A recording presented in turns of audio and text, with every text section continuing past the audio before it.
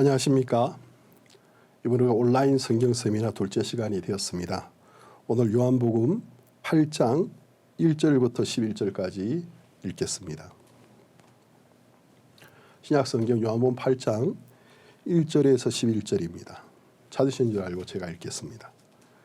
예수는 감람산으로 가시다 아침에 다시 성전으로 들어오시니 백성이 다 나아오는지라 앉으사 저희를 가르치시더니 서기관들과 바리새인들이 간음중에 잡힌 여자를 끌고 와서 가운데 세우고 예수께 말하되 선생이여 이 여자가 간음하다가 현장에서 잡혔나이다.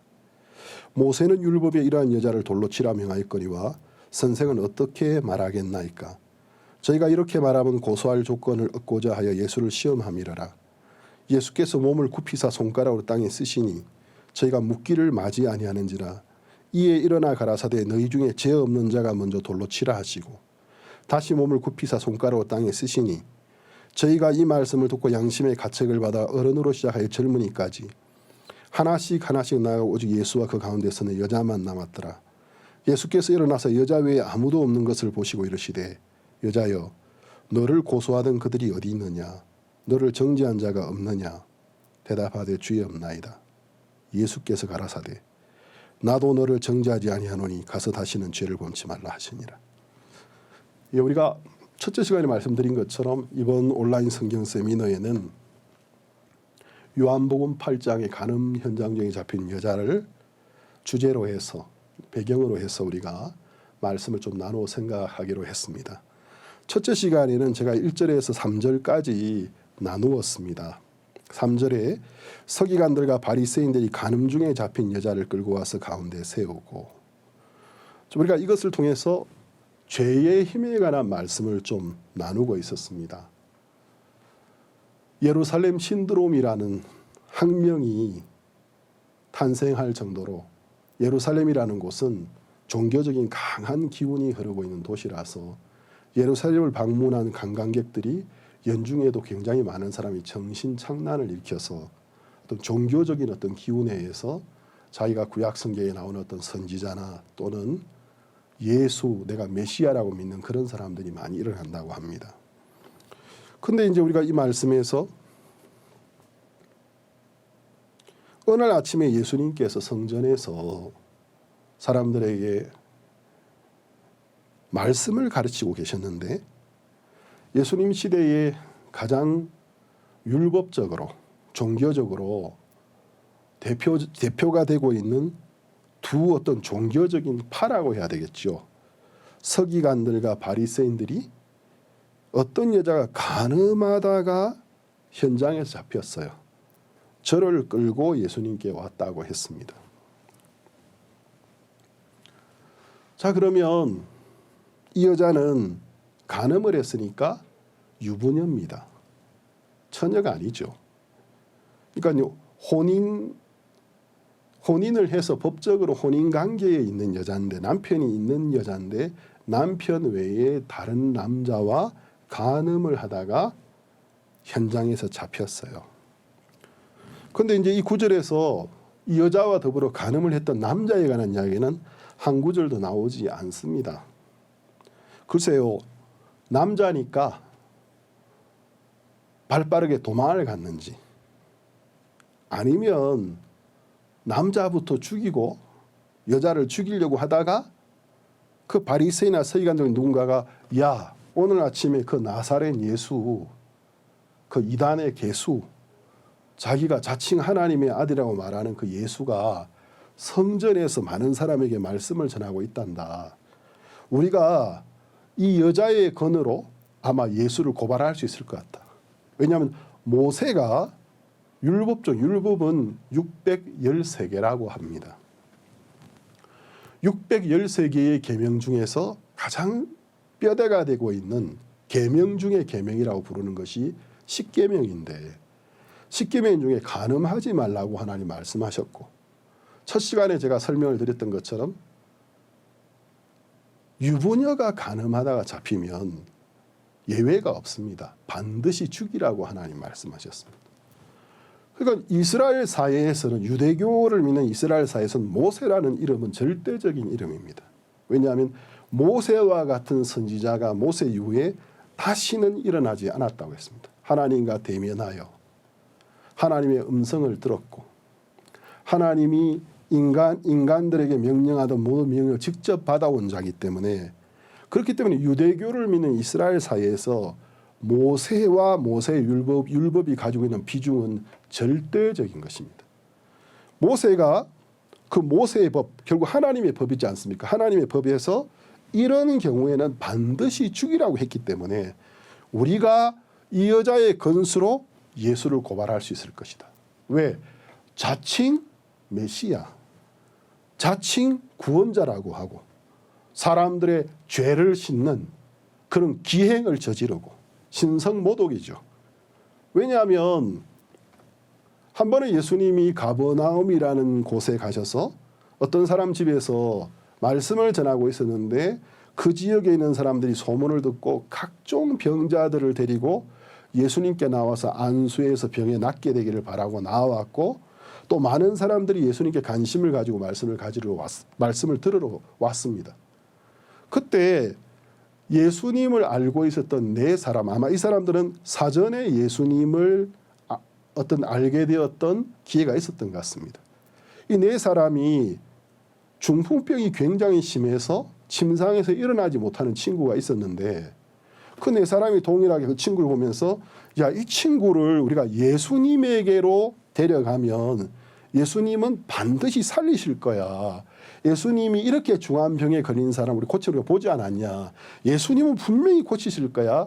그 믿음이 생겨서 침상채 내 모퉁이에 각자 한 명씩 서서 예수님이 계시다라는 곳으로 갔을 때 너무 인파가 많아서 가까이 접근할 수가 없었습니다. 근데 거기에 온 모든 사람들이 각자 나름대로 이유를 가지고 예수님을 만나기 위해서 먼 거리에서 온 사람들이었기 때문에 양보를 해줄 수 있는 마음의 여유가 없었어요. 그래서 조금만 자리를 좀 비켜주세요. 좀 길을 좀 열어주세요. 이 친구가 지금 심한 중풍병으로 죽어가고 있는데 예수님께 모시고 가고 싶습니다. 사람들이 뭐라 했겠습니까? 당신들만 사정이 있는 줄 아느냐고. 여기 보라고. 우리 아들, 여기 보라고. 우리 조카, 우리 사촌, 우리 다 똑같다고. 늦게 와가지고 무슨 말이 많냐고.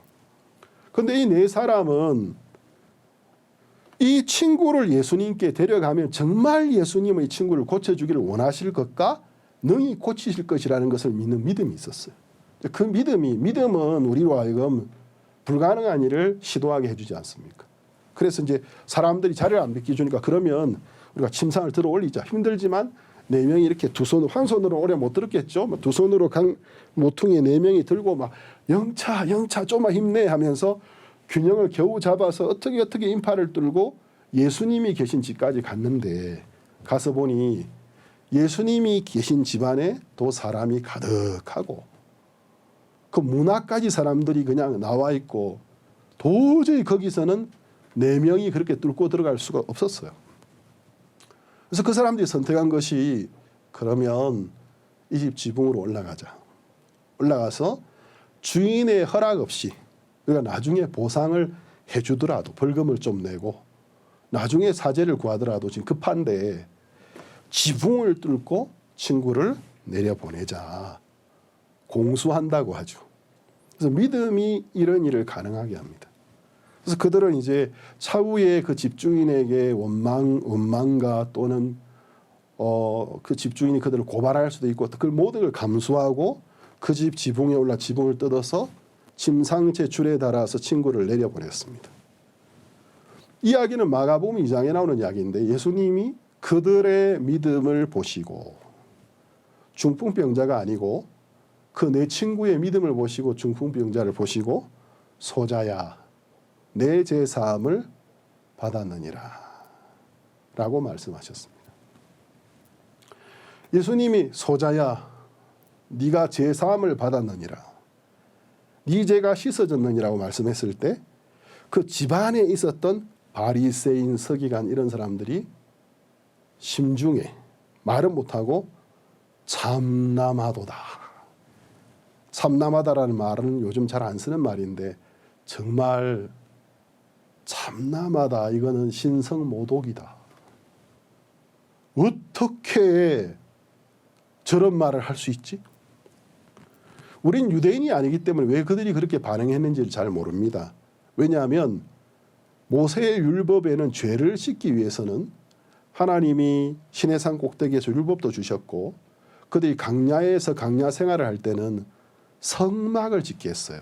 또 그들이 가나안 땅에 도착해서 왕국을 세우고 난 다음에는 성전을 지어서 그 성전 안에 하나님 앞에 제물을 드린 제단이 있었고 지성소라고 지극히 거룩한 장소에 하나님의 임재를 상징하는 하나님의 법궤가 있었고 그 성전에 나아가서 그 제단에서 죄의 삭슨 사망입니다. 이것은 하나님이 정하신 속죄 제사의 첫 번째 규정이에요.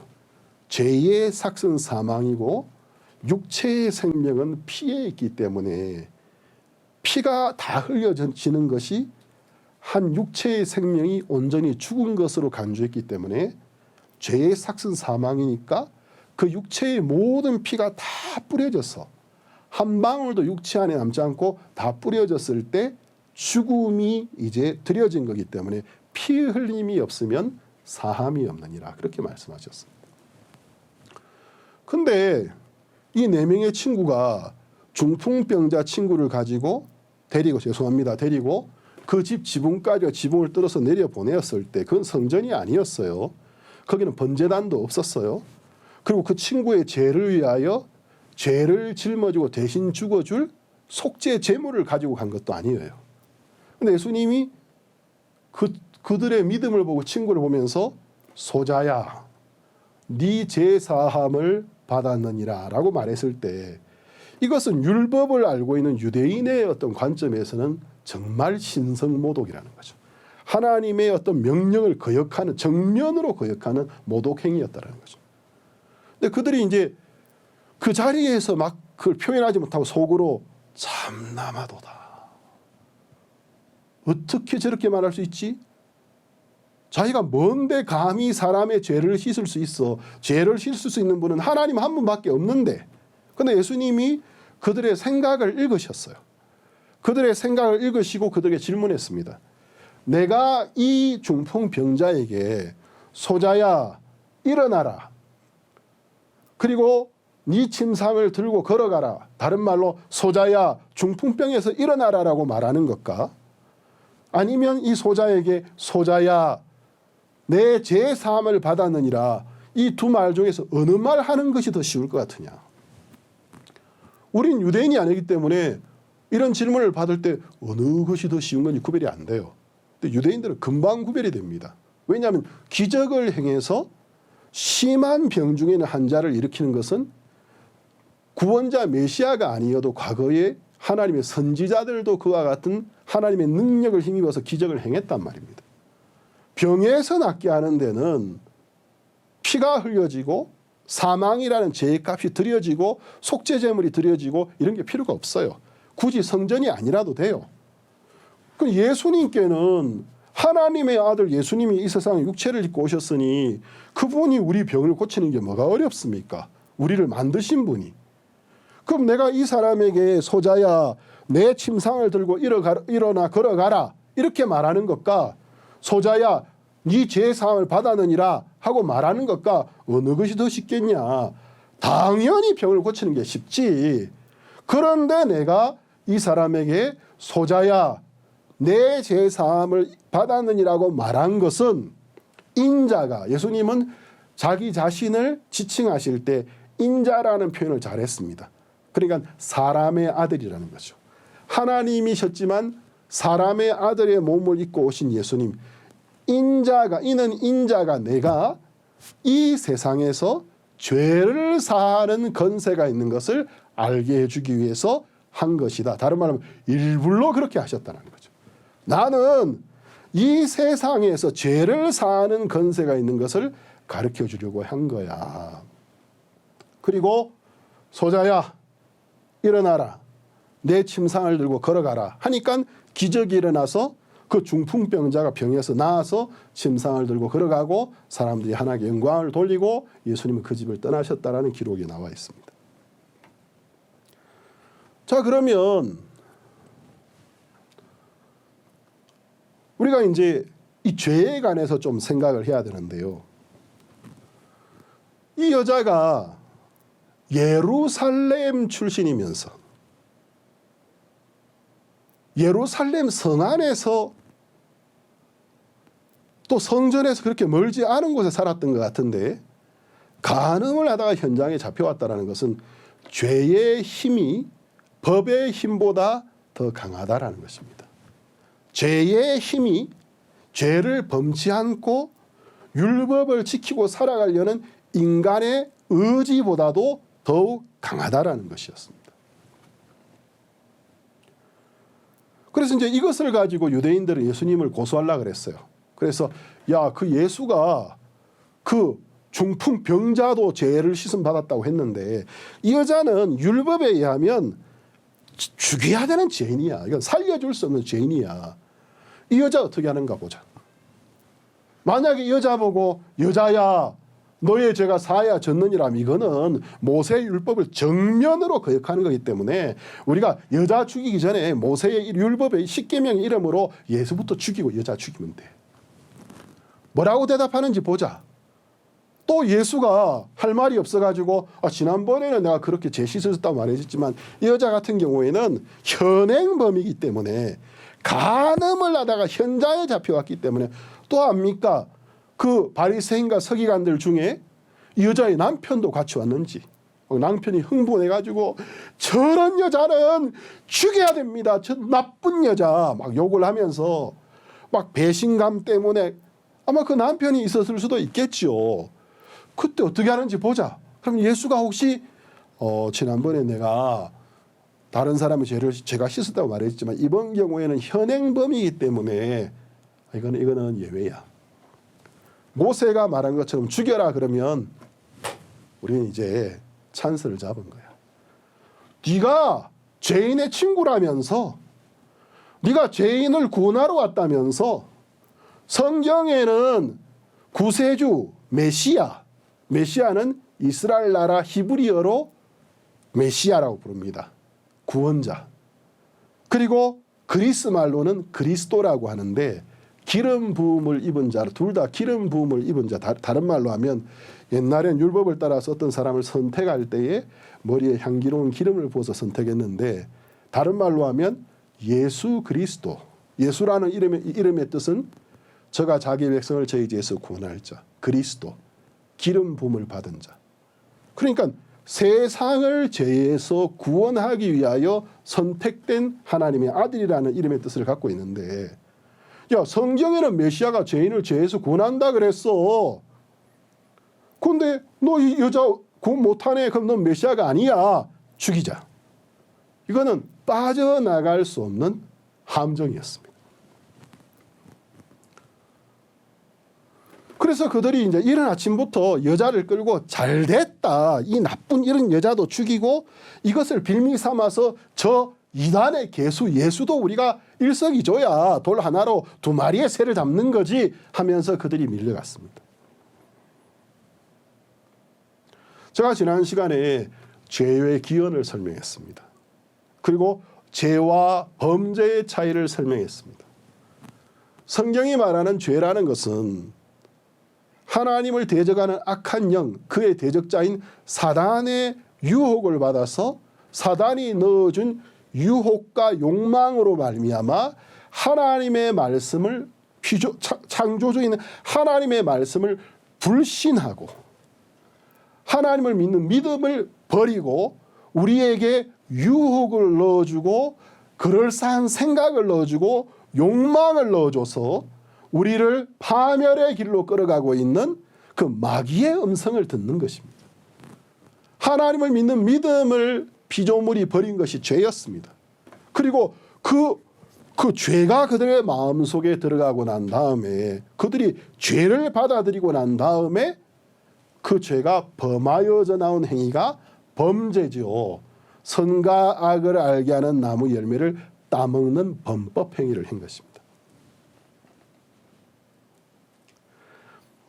이것을 신약성경의 야고보서 1장 15절은 아주 간략하게 설명했어요. 욕심이 잉태한 즉. 저는 이제 스페인어 성경을 읽기 때문에 스페인어는 수학입니다. 수학적인 언어이기 때문에 욕심이 잉태한 즉에 보면 콘세빌 꽁쿠피센시아에서 욕심을 잉태하는 겁니다. 그럼 욕심을 준 자가 있을 거 아니에요. 임신하는 것과 똑같이 설명을 했습니다. 욕심을 잉태, 받아들이는 겁니다. 그러면 그 욕망을 넣어준 주체가 누구죠? 하나님을 대적하는 사탄입니다. 그 대적자가 하는 말을 듣고 욕심을 받아들였습니다. 잉태했습니다.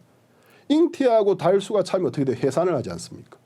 결국 불신을 받아들이니까 죄를 낳아버렸어요. 그 죄가 장성한 적, 자라가는 겁니다. 우리 삶 속에 많은 범죄를 행하게 하고 사망을 낳았다는 거죠.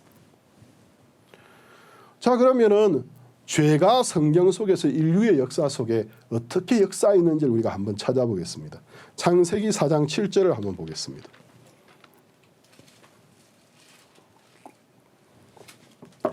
창세기 4장 7절.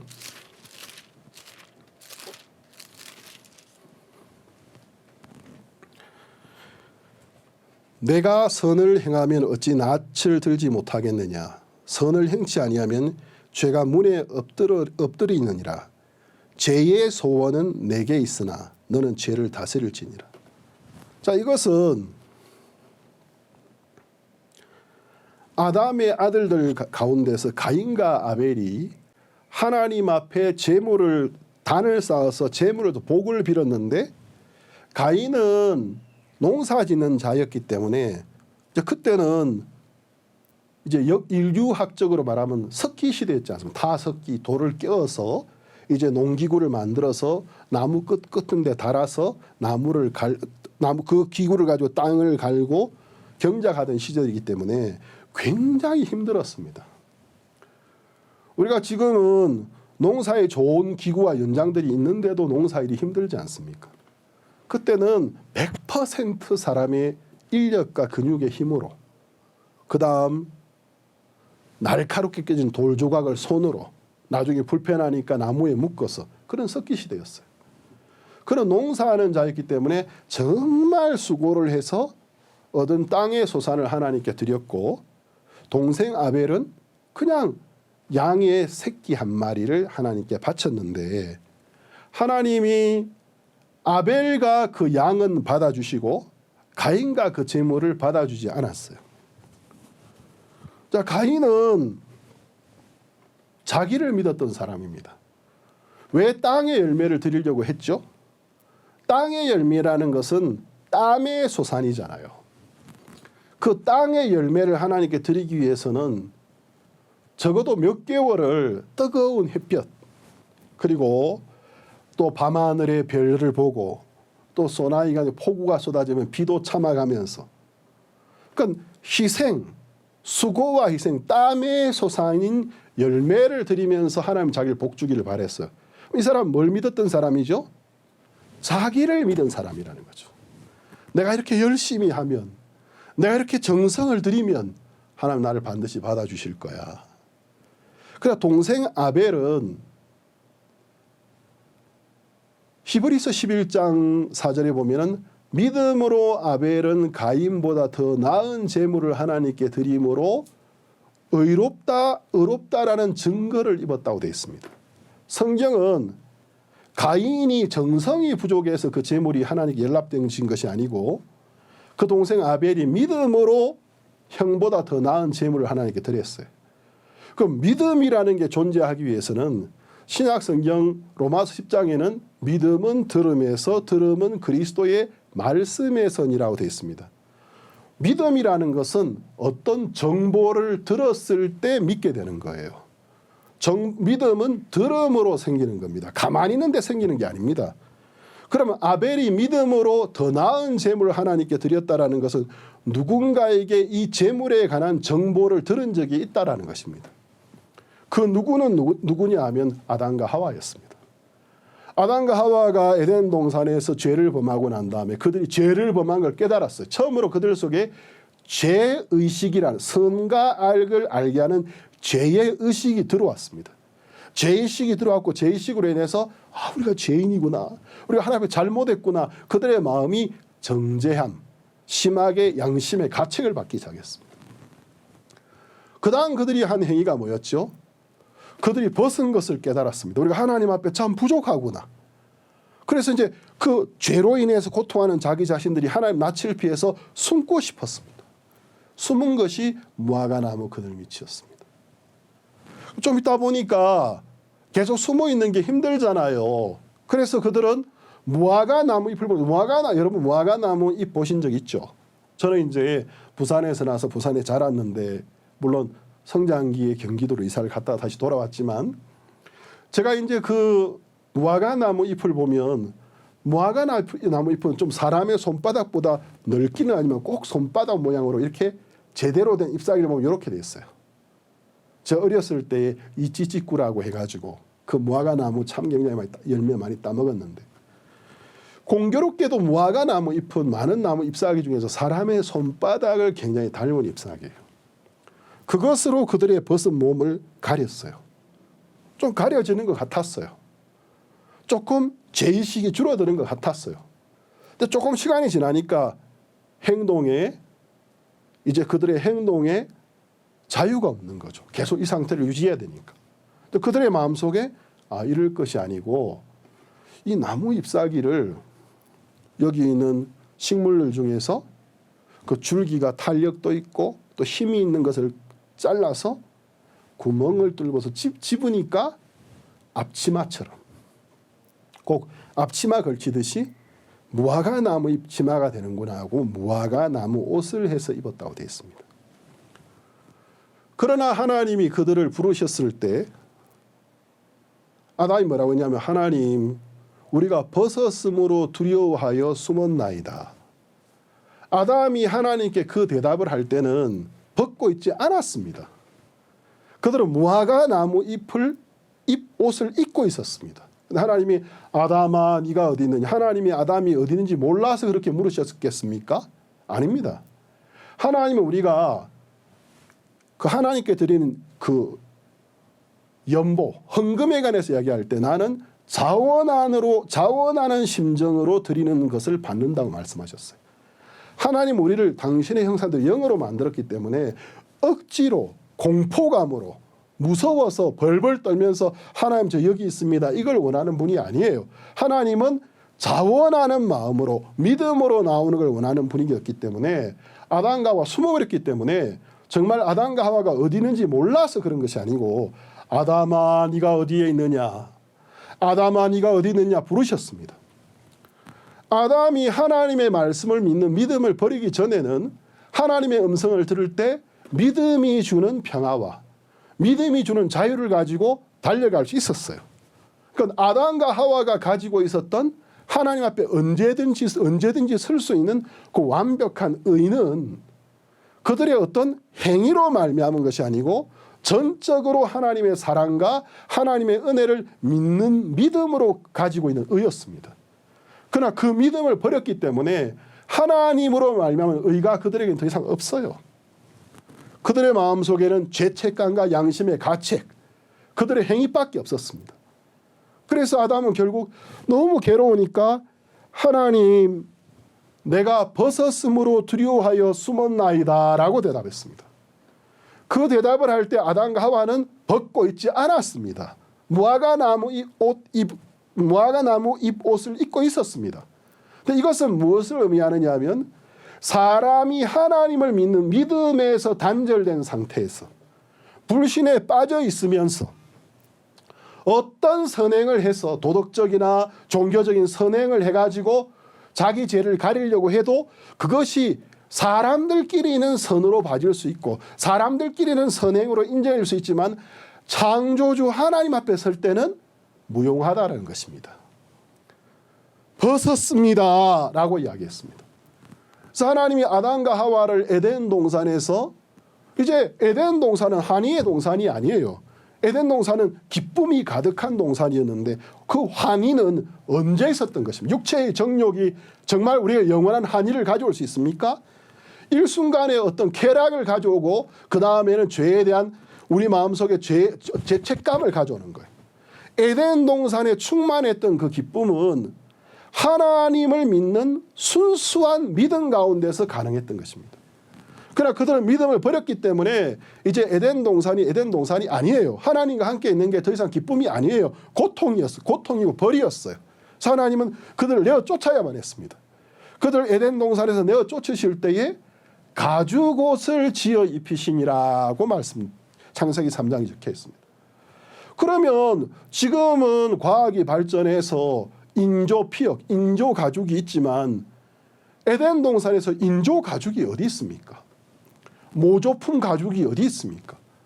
가죽옷을 지어 입히기 위해서는 에덴 동산에 있었던 짐승들 중에서 어떤 짐승이 아담과 하와의 죄책감, 죄 때문에 피를 흘리고 죽었다라는 것입니다. 제물이 되었다라는 거죠. 그래서 그 제물의 가죽, 의조, 그걸 벗겨서 그들에게 입혔을 때에 자기들의 노력으로 만든 나뭇잎 옷은 햇볕 아래 시간이 지나면 마르고 부서졌습니다. 하나님이 한 생명을 죽여서 입혀준 가죽옷은 햇볕 아래 부서지지 않았습니다. 그래서 창세기 3장에 나오는 최초의 두 옷, 사람이 자기 손으로 만든 나뭇잎 옷, 하나님이 한 생명, 흠없는 생명을 죽여서 피를 흘려 죽여서 준 가죽옷, 그 두 옷은 의를 의미하는 것입니다. 무화과 나무 잎 옷은 인간이 만든 의, 인간의 의를 상징하는, 인간의 의는 일시적입니다. 인간의 의는 시간이 지나면 소멸합니다. 인간이 선행을 하고 인간이 선한 마음을 갖는 것은 영구하지 못합니다. 순간 치근히 여기고 순간 불쌍히 여기지만 좀 있으면 사라져버리고 죄의 유혹이 올 때 강력한 죄에 우리는 빠질 수가 있습니다. 다 부서져 버립니다. 하나님이 주신 옷은, 하나님의 의는 하나님이 죄의 값인 피를 흘리기 위해서 한 생명을 희생해 주펴주는 그 옷은 우리 행위와 무관하게 무너지지 않는 것입니다. 이 이야기를 아담과 하와가 자기 몸에서 난 자식들에게 이야기하지 않았을 것 같습니까? 여러분이 아담과 하와였다면 여러분 자녀들에게 이 중요한 이야기를 가르치지 않았겠습니까? 이 이야기는 아벨만 들은 게 아니고 가인도 들은 거예요. 그런데 가인은 자기를 믿는 사람이었기 때문에 왜 아버지가 이건 하나님이 가르쳐 주신 거야 하는데도 땅의 열매를 들여서 하나님께 나아갔느냐 하면 이 사람은 그걸 믿었다라는 거죠. 자기를 믿는 사람이었다라는 거죠. 근데 하나님 그걸 받아줄 수 없어요. 인간이 하나님께 보여주는 선은 참된 선이 아니기 때문에. 근데 하나님이 가인을 거절하니까 가인이 분노하게, 그렇게 선해 보였던 가인이 자기가 받아지지 않았을 때에, 선택되지 않았을 때 막 안색이 변했습니다. 그때 하나님이 말씀하셨어요. 네가 선을 행하면 어찌 낯을 들지 못하겠느냐. 야, 네가 정말 선을 행할 수 있다면 왜 내가 너를 안 받아주고 네가 왜 네 얼굴이 지금 막 뭐라 그러죠? 불그락 푸르락 왜 그렇게 하겠냐. 선을 행치 아니하면 죄가 문에 엎드러니라. 너는 네가 선을 행할 수 있다고 생각하지만 네가 정말 선을 만들어낼 수 없다면 결국 죄가 네 문 앞에 엎드러질 거라는 거죠. 죄의 소원은 내게 있으나. 자, 죄를 가진 죄인의 소원은 뭐죠? 죄를 안 범하려고 하는 겁니다. 그럼 죄의 소원은 뭐죠? 죄는 범죄하게 하는 게 죄의 소원입니다. 죄의 소원이 네게 있으나 너는 죄를 다스릴지니라. 야, 나는 너희들이 죄를 못 이긴다고 했어. 너희들 스스로 죄를 해결하지 못한다고 했어. 근데 너는 네가 선을 행할 수 있는 것처럼 그걸 믿잖아. 그 나는 받아줄 수 없어. 그건 선한 게 아니기 때문에 네가 지금은 거룩한 마음으로 하나님 이 땅의 소산을 받아주십시오 하지만 나 그거 받아줄 수 없어. 근본이 더럽기 때문에 결국 가인은 자기 동생 아벨을 쳐서 죽여버렸습니다. 이것은 무엇을 의미하죠? 인간이 죄를 다스릴 수 있다라는 것입니까? 막 그 가인의 마음이 격동할 때에 하나님 앞에 어떻게 보복할 수 있는 방법이 없잖아요. 그러니까 하나님이 받아준 자기 동생을 볼 때 너무 믿고 죽이고 싶고 그 마음을 주체할 수가 없었습니다. 인간은 죄를 못 다스립니다. 창세기 21장 8절을 보겠습니다. 21장 8절. 아이가 자라매 젖을 떼고 이삭의 젖을 떼는 날에 아브라함이 대연을 배설하였더라. 사라가 본즉 아브라함의 아들 애굽 여인 하갈의 소생 이삭을 희롱하는지라.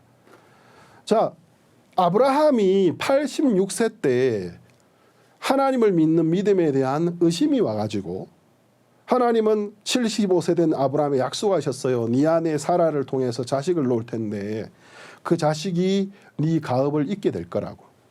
그러나 아브라함이 하나님을 믿는 믿음에 이제 의심이 와서 86세에 이집트에서 데려온 자기 아내의 여종인 하갈이라는 그 여자를 첩으로 삼아서 자식을 놓았어요.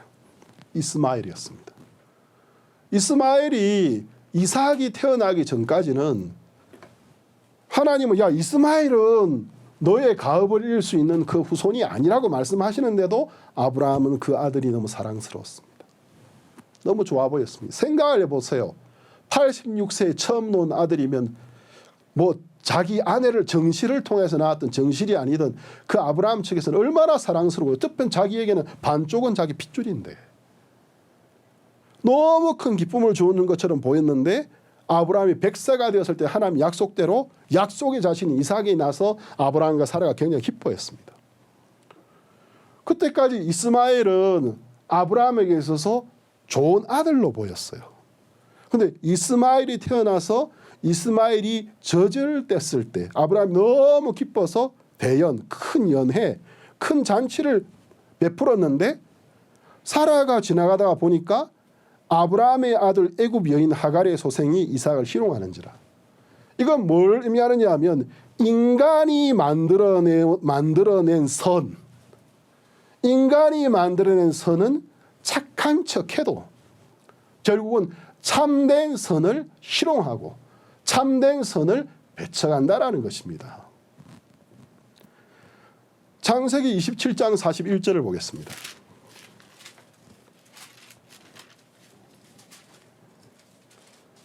창세기 27장 41절.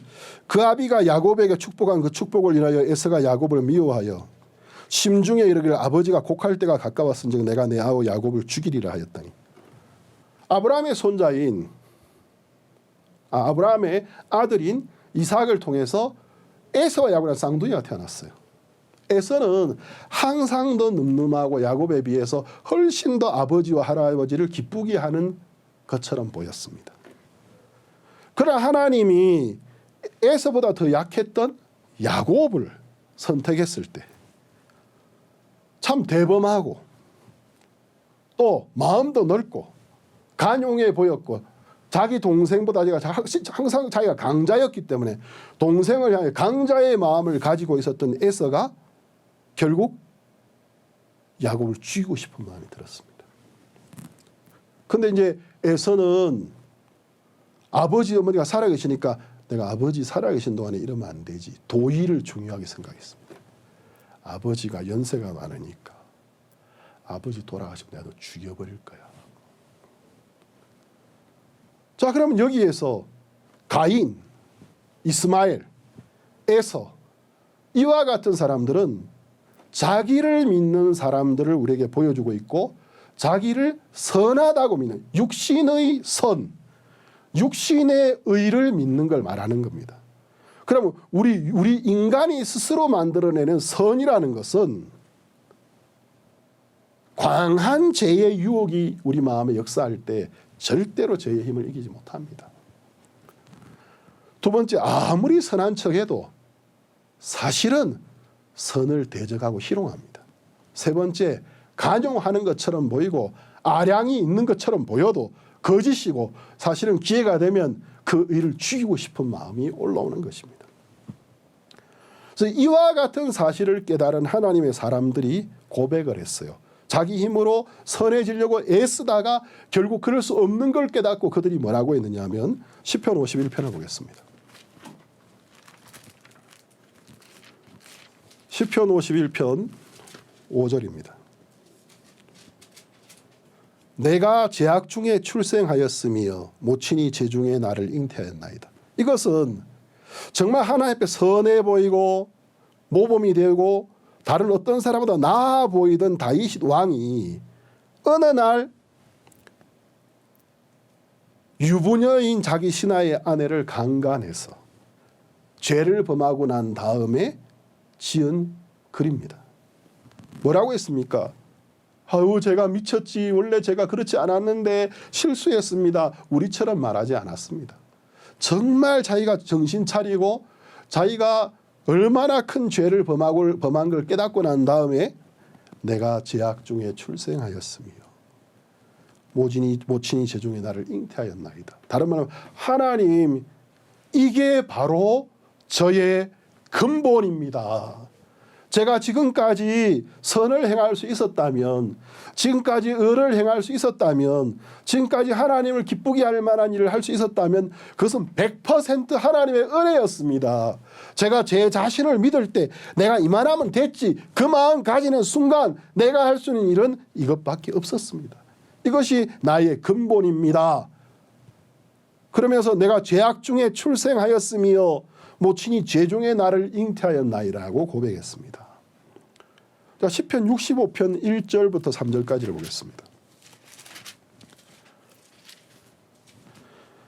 65편 1절에 3절 하나님이여 찬송이 시온에서 주를 기다리오며 사람이 서원을 주께 이행하리이다.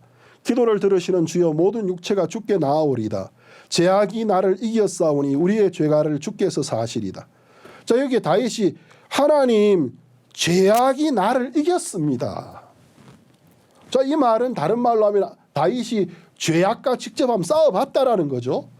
자기가 한번 죄악과 싸워서 절제해보고 싶었고 참고 싶었고 선한 사람이 되고 싶었다라는 거죠. 근데 이런 싸움을 해보고 난 다음에 다윗이 하는 고백은 저는 패배했습니다. 저는 졌습니다. 죄악이 나를 이겼어. 하나님, 제가 죄와 싸워보니까 죄는 제 힘으로 이길 수가 없습니다. 그 답이 딱 나오고 나니까 다윗의 마음에서 무슨 깨달음이 왔느냐면 우리의 죄가를 주께서 사하시리다.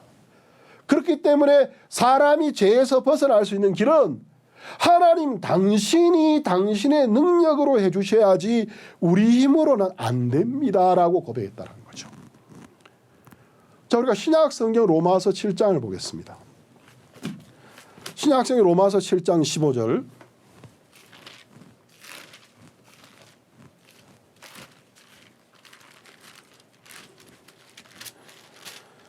자, 구약에서 다윗이 있다면 신약에 정말 하나님의 사도들 중에서 훌륭한 사도였던 사도 바울이라는 사도가 있었습니다. 사도 바울은 뭐라고 이야기했습니까? 로마 7장 15절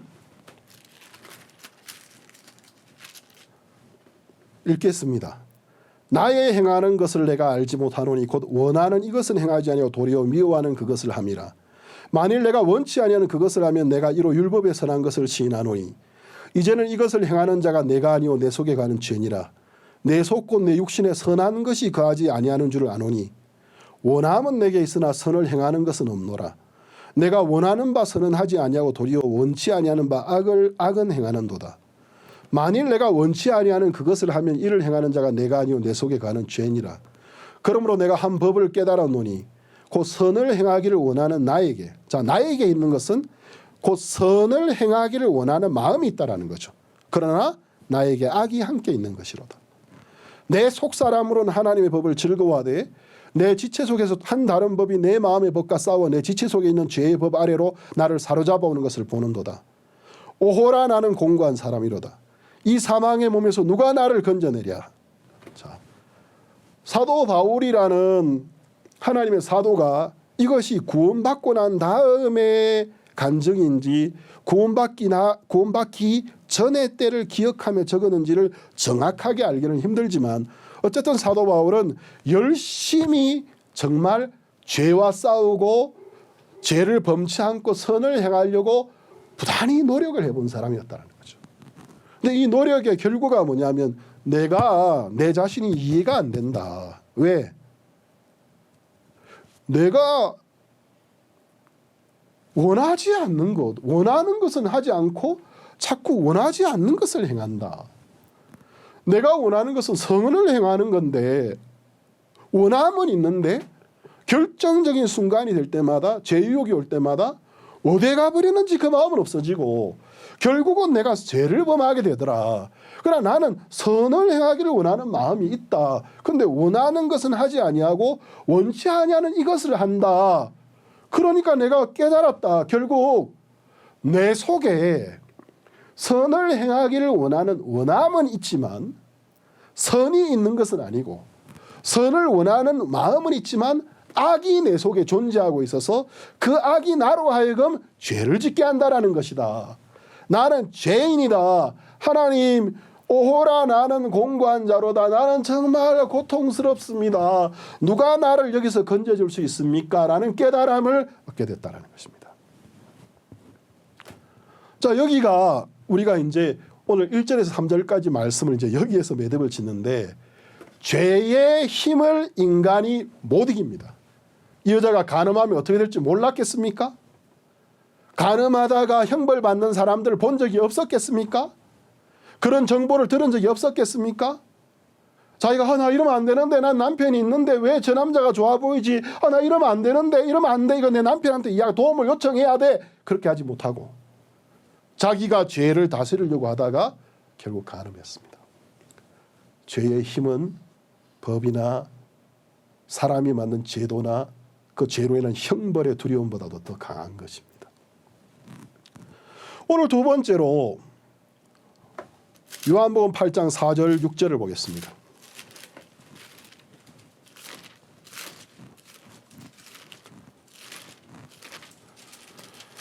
(4절에서) 6절까지를 보겠습니다. 예수께서 말하되 선생의 여자가 간음하다가 현장에 잡혔나이다. 모세는 율법에 이러한 여자를 돌로 치러 명하거늘 선생은 어떻게 말하겠나이까. 저희가 이렇게 말하면 고소할 조건을 얻고자 하여 예수를 시험함이라. 예수께서 몸을 굽히사 손가락을 땅에 쓰시니. 오늘의 주제는, 자, 모세는 이러한 여자를 돌로 치라고 말했습니다. 다른 말로 하면 율법은 이러한 여자를 돌로 치라고 했습니다라고 예수님께 이야기했어요. 그러면 율법의 목적과 올바른 사용이 뭐냐는 것입니다. 율법이 내려온 배경을 성경은 우리에게 이야기해주고 있습니다. 출애굽기 19장 1절에서 6절까지 적혀 있는데요. 하나님은 그 말씀 속에서 이스라엘 백성을 430년 동안 종노릇하던 이집트에서 하나님의 능력으로, 모세를 통해서 능력과 이적으로 끄집어내시고 난 다음에 3달이 지나고 난 다음에 그들이 시내 광야, 아라비아에 있는 시내 산이 있는 앞에 있는 광야에 도착했을 때였습니다. 하나님 그들에게, 자, 이스라엘 백성들이 430년 동안 종노릇하다 나왔잖아요. 핏줄적으로는 히브리, 이들의 민족을 히브리인이라고 부릅니다. 아브라함의 후손이지만 문화적으로, 종교적으로는 430년을 이들이 이집트에 살았기 때문에 핏줄은 히브리인이지만 정신은 이집트인이 되어버린 겁니다. 이대로 만약에 이 사람들을 약속의 땅인 가나안에 가게 하면 가나안 땅에 하나님을 섬기고 하나님을 전파하는 하나님의 왕국을 지을 수 있겠습니까? 아마 그들은 가나안 땅에다 유이집트를 짓게 될 것입니다. 그래서 하나님은 그들이 이집트에서 나온 석 달이 지나온 다음에 시내 강야를 지날 때 모세를 통해 이야기했습니다. 내가 너희들에게 내 법을 주면 너희들이 지키겠느냐? 너희가 만약에 내 법을 지키면 너희들은 제사장 나라가 될 거다. 이 세상 모든 열방에 나를 소개해주고 나를 가르쳐주는 민족이 되게 될 거야 하고 말씀하셨습니다. 그래서 모세가 이제 이스라엘 백성이 와서 그 이야기를 했어요. 출애굽기 19장 보겠습니다. 7절. 출애굽기 19장 7절 8절. 모세가 와서 백성의 장로들을 불러 여호와께서 자기에게 명하신 그 모든 말씀을 그 앞에 진술하니 백성이 일제히 응답하여 가로되 여호와의 명하신 대로 우리가 다 행하리이다. 모세가 백성의 말로 여호와께 해보하매. 자, 만약에 이스라엘 백성이 좀 더 현명했다면 어떻게 해야 될까요? 모세가 와서 백성의 장로들을 불러 하나님 말씀하신 것 1절부터 6절까지 보면 너희가 내 법을 지키면 5절 세계가 다 내게 속하여 너희가 내 말을 잘 듣고 내 언약을 지키면 너희는 열국 중에서 내 소유가 되겠고 너희가 내게 대하여 제사장 나라가 되며 거룩한 백성이 되리라. 너는 이 말을 이스라엘 자손이 고할지니라. 물론 다 좋은 말씀이지만 이런 말을 모세가 전해줄 때 이스라엘 백성의 장로들이 좀 더 현명했다면 예 정말 그 약속하고 싶습니다. 우리 이해하고 싶습니다. 근데 그 조건이 뭔지 그 법이 어떤 내용인지 좀 가르쳐 주시면 안 될까요? 이렇게 해야지 현명한 거 아니겠습니까? 근데 그들은 그 법의 내용이 뭔지도 모르고 8절에 백성이 일제히 응답하여 가로되 여호와의 명하신 대로 우리가 다 행하리이다. 모세가 백성의 말로 여호와께 해보하며 자 일이 이렇게 되진 거예요. 그 다음 모세는 시내산에 올라갑니다. 지금 현재 모세는 아직까지 십계명과 율법을 듣지 못했어요. 그냥 이대로만 전달했어요. 이제는 자세한 내용을 들으러 올라간 거예요. 올라가서 출애굽기 이제 20장, 21장, 22장, 23장, 4장을 십계명과 여러 율법을 들었습니다. 하나님이 다시 모세에게 너 내려가라. 다시 한번 더 물어봐. 계약을 체결하기 전에 서로 합의를 봐야 동의를 해야 되는 거야. 출애굽기 24장 3절을 보겠습니다. 24장 3절 모세가 와서 여호와의 모든 말씀, 여기 모든 말씀이라는 건 십계명과 율법을 말하는 시내산 꼭대기에서 들었던 여호와의 모든 말씀과 그 모든 율례를 백성에 고함해 뭐라고 되어 있죠? 그들이 한 소리로 응답하여 가로되 여호와의 명하신 모든 말씀 우리가 준행하리이다. 자, 율법의 약속은 하나님이 일방적으로 주신 것이 아니고 하나님이 그 뜻을 의중을 전달하셨고 이스라엘 백성이 예 우리가 하나님의 말씀을 지키겠습니다. 그래서 우리가 열방에 당신의 말씀을 전하는 제사장 나라가 되고 거룩한 백성이 되고 싶습니다. 그래서 모세가 시내산에 올라가서 십계명과 율법을 받고 하나님 한 번 더 가서 자세히 설명해 줘라. 정말 지킬 수 있겠는가. 그럼 자세히 들어보고 지킬 수 있는 것도 있는 것 같지만 대부분 못 지킬 것 같은데 그럼 조건이 뭐지? 지키면 복 받는 거지만 못 지키면 어떻게 되나요? 현명하다면 그들이 자기를 과신하는 사람들이 아니라면 이렇게 반응해야 했습니다. 그러나 그들이 다 일제히 예 우리가 지키겠나이라고 대답했습니다. 제가 시간 관계상 다 읽을 수 없는데 신명기 구약성경 신명기 28장은 1절에서 68절까지는 굉장히 긴 장인데 신명기 28장은 이제 율법의 계약서 계약의 조건이 적혀 있어요. 1절에서 68절까지 1절에서 14절까지는 너희가 내가 너희에게 일러주는 모든 말을 분부하여 명령하는 것을 모든 율법을 항상 지키면 내가 이렇게 복을 주겠다. 1절에 14절. 15절에서 68절 2배, 3배, 4배쯤 되죠. 그러나 내가 너희에게 지금부터 일러주는 모든 말씀을 항상 지키지 못하면 어기게 된다면 이와 같은 저주를 끌고 오겠다고 저주의 목록이 자 68절 중에서 14절이 긍정적인 것. 지켰을 때 15절에서 68절까지 몇 배입니까? 4배 정도 되지요? 어기면 이렇게 벌 주겠다라는 이야기가 자세하게 기록되어 있어요. 여러분 시간 나실 때 신명기 28장을 자세히 읽어보면 15절 이하 68절까지 읽으면 이스라엘 역사가 보일 겁니다. 왜 그들이 바벨론의 포로가 되었고 아시리의 포로가 되었고 왜 로마 제국이 그들을 멸망시켰고 근대에 와서는 왜 2차 대전 때 히틀러라는 사람이 유대인을 증오하는 마음이 들어서 그 홀로카우스트를 일으켰는지 거기에 나온 모든 이야기가 다 적혀 있습니다. 그 저주 속에. 그들은 지킬 수 없는 율법의 기약을 세운 것입니다. 만약에 이스라엘 백성이 하나님 지키고 싶습니다. 그런데 당신의 말씀을 자세히 들어보니 자신이 없습니다. 도저히 못할 것 같습니다. 그랬더라면 역사가 달라졌을 것입니다. 그러나 그들은 그렇게 하지 못했습니다. 자, 그러면 하나님이 율법을 주신 목적은 결국 뭐죠?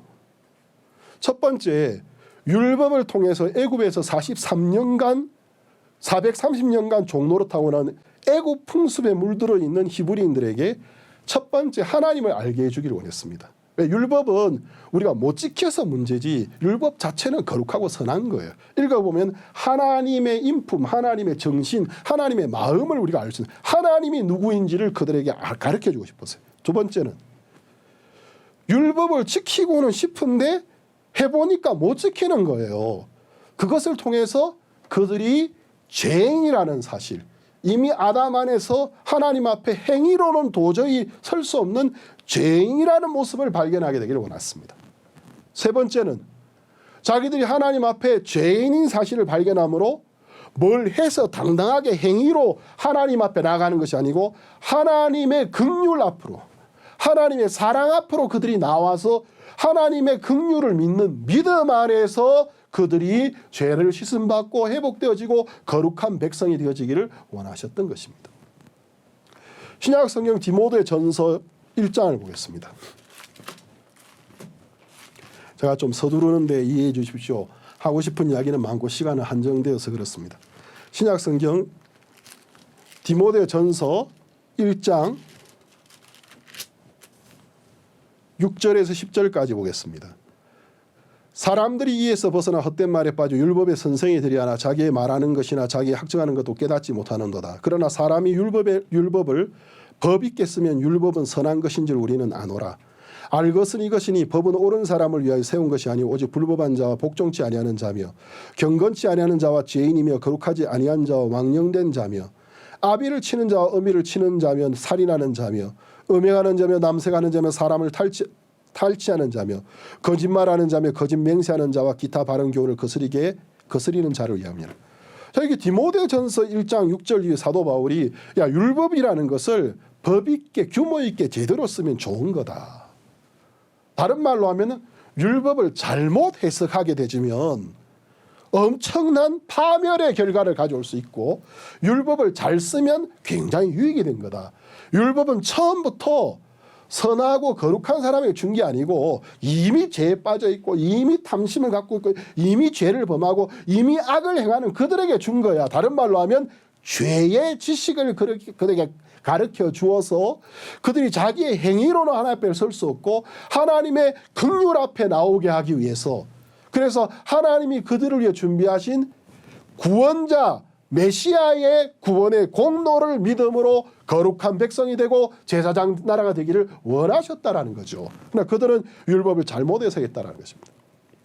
다시 한번 우리가 오늘 율법, 하나님이 율법을 주신 목적과 올바른 사용을 5가지로 정리해 보면, 첫 번째, 하나님은 율법을 통해서 애굽에서 430년간 종노릇하면서 애굽의 문화와 종교에 물든 히브리인들에게 하나님을 알게 해주길 원했습니다. 저는 율법을 읽을 때에 율법을 완전히 지키려고 읽지 않습니다. 왜? 그러면 제가 못 지키고 죽는 걸 알고 있기 때문입니다. 불어 또 입을로 범하려고 하지도 않습니다. 율법을 읽을 때에 율법을 통해서 하나님을 저는 알 수 있습니다. 아, 하나님이 이런 분이구나. 거룩한 분이구나. 의로운 분이구나. 하나님은 첫 번째 율법을 통해서 430년 동안 애굽의 문화와 종교에 물든 아브라함의 후손들 히브리인들에게 하나님을 거룩하신 하나님을 알게 해주기를 원했습니다. 두 번째, 이제 계약을 체결하고 율법을 지키고 싶은 거예요. 지키려고 해보는 거죠. 근데 안 되는 겁니다. 이걸 반복하는 겁니다. 아니야, 내가 지난번에는 각오가 좀 부족했는가 봐. 정성이 부족. 또 해보는 겁니다. 안 되는 겁니다. 안 되는 자기 자신을 통해서 근본 제약된 모습을 발견하게 되기를 원했습니다. 그들이 아담 안에서 이제 행위로는 하나님 앞에 설 수 없는 이미 죄에 빠져있는 인간인 것을 알게 되길 원했습니다. 세 번째, 자기들이 근본적으로 죄에 빠져있는 것을 발견함으로 말미암아 하나님 앞에 나올 때 행위로 나오는 게 아니고 하나님의 긍휼 앞에 나오게 되기를, 하나님 우리를 불쌍히 여겨주십시오. 우리가 죄를 범하고 싶지 않습니다. 그러나 죄를 이길 수는 힘이 없습니다. 하나님 우리는 아담의 자식입니다. 우리를 불쌍히 여겨주십시오. 긍휼 앞에 나오기를 원하셨습니다. 네 번째, 그들이 하나님의 긍휼 앞에 나왔을 때 하나님을 알 수 있는 비밀인, 하나님의 비밀인 예수 그리스도 안에 있는 은혜, 값없는 은혜의 구속을 가르쳐 주셔서 그것을 믿음으로 말미암아 거룩한 백성이 되어지고 온 세상에 이 복음을 전하는 제사장 나라가 되어지기를 원하셨다는 것입니다. 다섯 번째, 복음의 제사장 나라가 되어서 열방의 복음을 전하는 나라가 되기를 원하셨던 것입니다. 자, 우리는 바리새인과 서기관들이 예수님 이야기했지.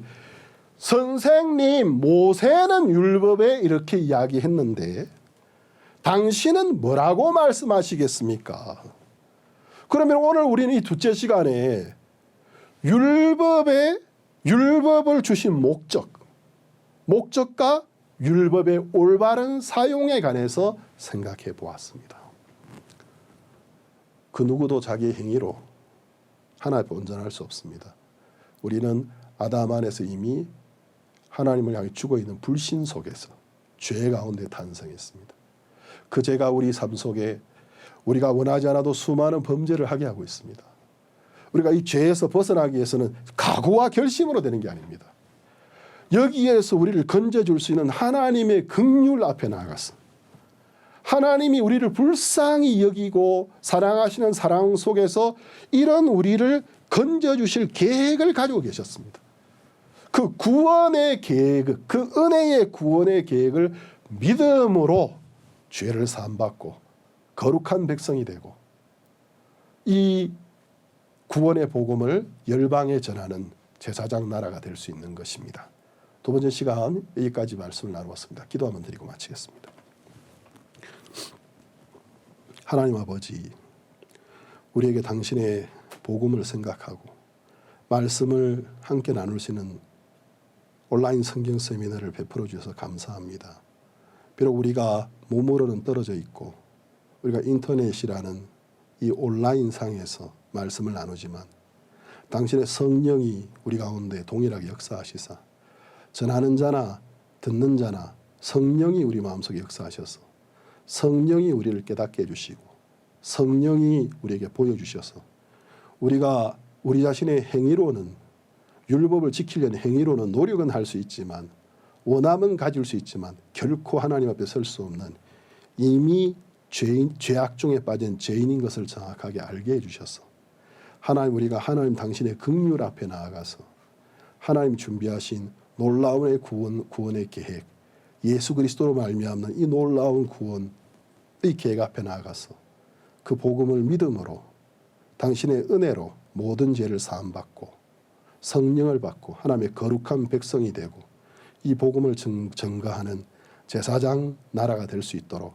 한 사람 한 사람을 이끌어 주시옵소서. 이 집회를 축복하여 주시옵소서. 예수님의 이름으로 기도드렸습니다. 아멘.